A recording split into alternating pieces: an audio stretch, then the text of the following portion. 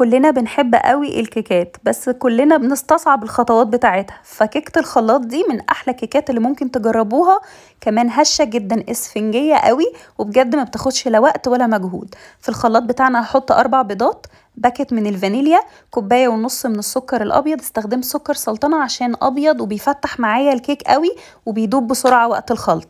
كمان حطيت معلقه من الخل. هنضرب كويس لغايه ما الخليط يبقى لونه فاتح زي ما انتم شايفين. احط كوبايه من الحليب واضربها، وبعدها كوبايه من الزيت. والزيت مش هضربه كتير عشان الزيت لما بيتضرب كتير بيغمق الكيكه معايا. كمان هحتاج كوبايتين ونص من الدقيق الابيض، رشه ملح، باكت من البيكنج باودر. انخلهم كويس مع التقليب المستمر على الخليط السائل لغايه ما نخلص مقدار الدقيق كله.